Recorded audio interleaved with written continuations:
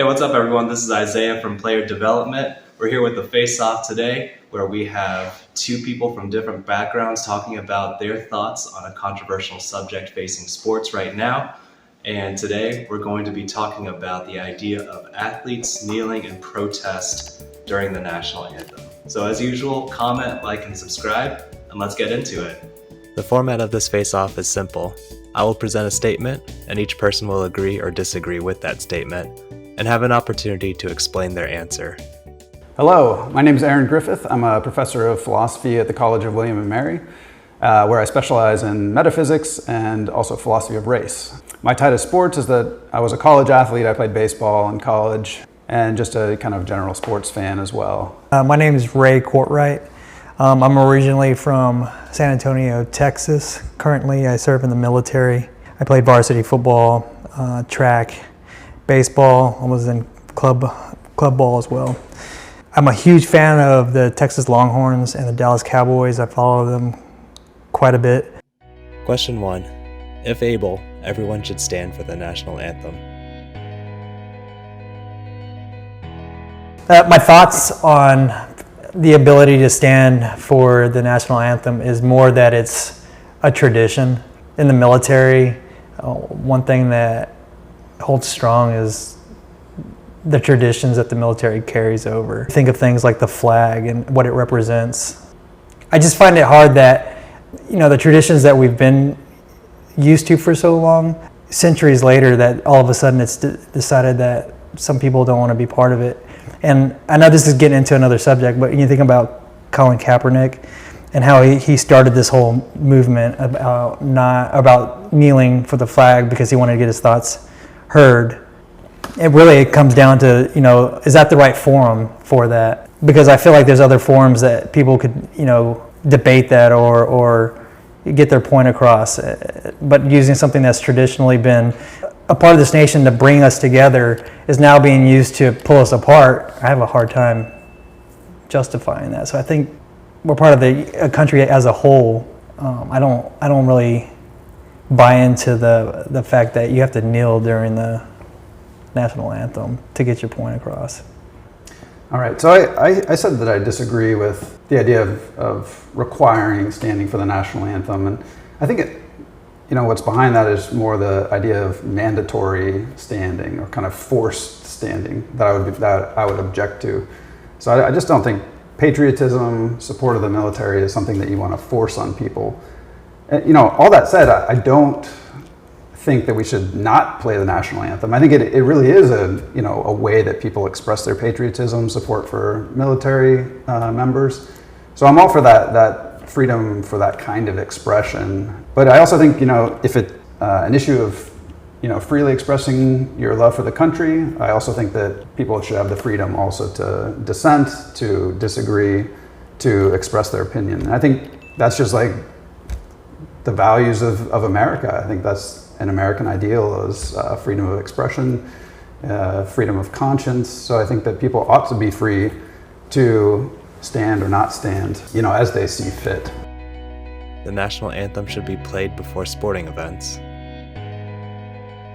All right, so again, I answered disagree that the anthem should be played at sporting events. I mean, the first thing I guess I'd say is that the connection between the anthem, patriotism, support of the military, and sporting events is kind of ambiguous to me. It's not totally clear why we put these things together. I think there is a tradition, that we do put these things together, that we start, playing the anthem and people stand at sporting events. But you might wonder, well, what's the rationale behind that other than just tradition that we've always done it that way? We don't do it in other areas of life, and so I think we'd have to have some reasons to think that actually this is the best way to kind of celebrate the flag or the traditions of America. I'll say that on the one hand, but also, I don't think it should be banned from being played at sporting events. I don't see the rationale for that either. It is a tradition we have, but I don't think it being a tradition is the ultimate justification for it. The other thing that I'll say that really leads me to disagree is I think the relationship between professional sports and patriotism is really complex, and I do worry that you start to mix the business of making money with the business of politics, and it gets pretty complicated pretty quick.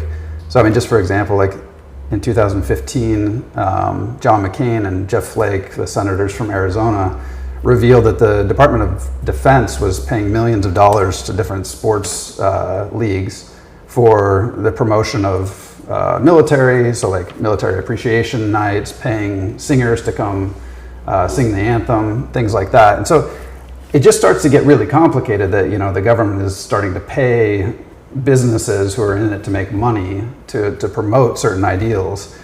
And I mean, that might not be objectionable in itself, but I think it just shows the complications that arise when you start mixing politics, patriotism, and then the business of making money in sports.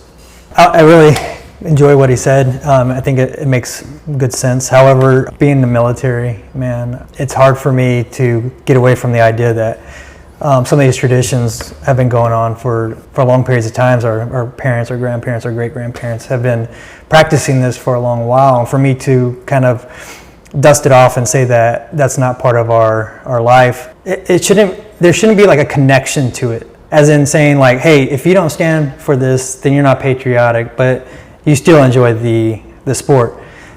I think they just kind of go hand in hand in the fact that, you know, it's kind of like a baseball player in a specific way he wears his uniform. In sports, when we think of it worldwide, and most countries practice their national anthems before they play sports, but they know that for Americans, we honor that prior to, and we don't slip away from that. That's why it's so controversial now, is because when one person slips away from that, oh my God, the whole world's eyes on us. What's going on with America? What's the big deal now? I mean, all these years they've been doing this. Does it affect people? Sure, I understand that part, and I see both ways. However, being military and fighting for our country, I see that there is a bit of patriotism in it, because we're taking that and we're honoring those things that have been part of our life. So not just the sport itself, because if you think about where these come from, they're stemmed from wars. They come from brotherhood, and they've developed that way. And so there's somewhat of a connection there. Just for my background as far as a military man, it's a matter of pride, and I feel like this country has that. They just don't really respond to it that way. Kneeling during the anthem is disrespectful to military service members. Francis Scott Key, who brought up the flag, or who developed the flag basically for the Revolutionary War, it wasn't because of the war, it was more of an identity for America. So because of that flag doing that, for those people during that time, for those wars, as time progressed, you start getting into World War I, World War II, Vietnam, the Gulf War, all these. I mean, think about World War I, there was 100,000+ people that died, 400,000 in World War II, 60,000 in Vietnam. And every one of them, and I can tell you this from my heart, when I was overseas, I've done 4 deployments. Whenever I heard Reveille or I seen when they had the national anthem going, especially out in the desert, seeing that really makes you realize, you know, what's important, which was home, our families, what was going on back here. And you think about, and I think back, man, when my grandfather was serving and he was fighting and overseas, and there wasn't this idea that they just went out there to make money. It hits you. That pride hits you when you hear that song or when you're seeing the flag. It's an amazing feeling, and no one will ever truly know that unless they're military.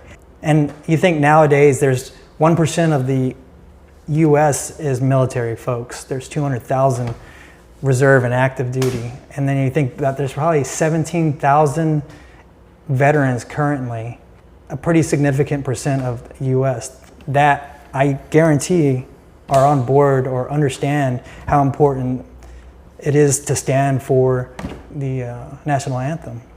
But when they kneel down, it almost is a slap in the face because of where it comes from. It stems back from something patriotic. So when they kneel down to say that they're oppressed or they don't like the way something's being run, all those brothers I fought beside, I feel like we're being slapped in the face. And I feel like, yeah, it isn't about us, but the reason why that's all there is probably because of us. I do understand both sides. I just feel like that there's a better venue that this could be done at outside of kneeling to get their points across. So on this question, I'm a bit conflicted. I had disagree and agree. I mean, I think it can be disrespectful to military service members, and I mean, there's ways of being totally flippant about the anthem and ignoring it, or just someone could just outright, intend to disrespect the military by kneeling or something like that.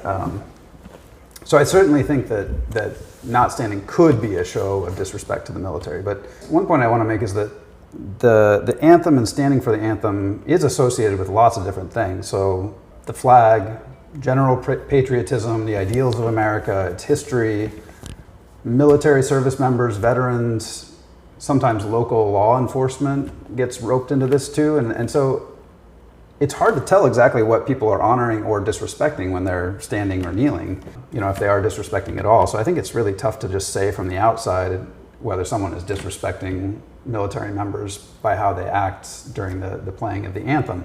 The whole thing about standing or kneeling at the anthem ought to kind of push us to think more about what it is to support the military in general. And like, what does a society that actually supports our military look like?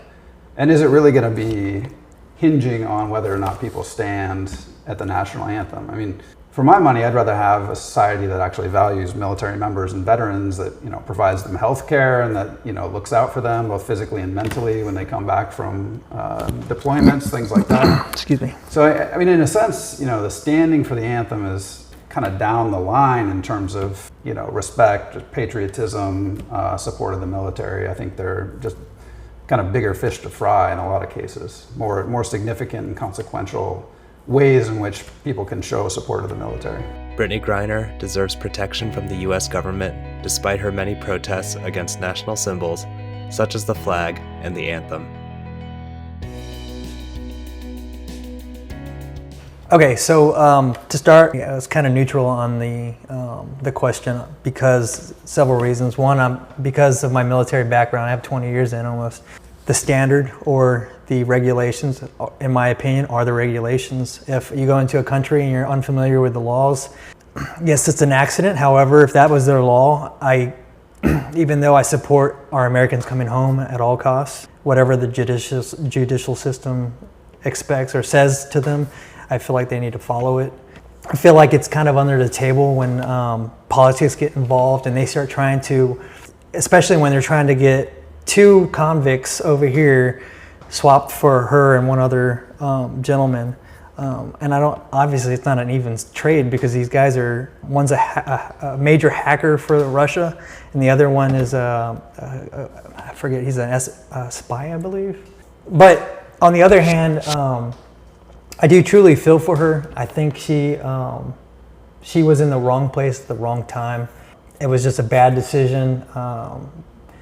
There are probably folks in the sports world that should be better at being liaisons for their sports figures before they go to countries like that. A lot of it is their fault. I mean, these players, they're told to go somewhere, they go there, they get paid. That's the job. Does she deserve what she's getting? No, not at all. I think even with the American system, we have a tendency of slamming the bars to people that probably need rehabilitation before they need to go to jail, and Russia's doing the same thing. And so no, I don't agree with it, but I don't agree with the fact that she broke their law in a country that she's unfamiliar with. Okay, so I said agree on this question. I think, as an American citizen, Brittney Griner deserves the support of her government. I think any citizen who's locked up abroad deserves, advocacy by the government. So I think she's not an exception there. I mean, that doesn't absolve her of personal responsibility for, following laws and being aware. And maybe the WNBA should have known better too. But yeah, I think certainly her sentence is way over the top for the small amount of CBD oil or THC that she had with her.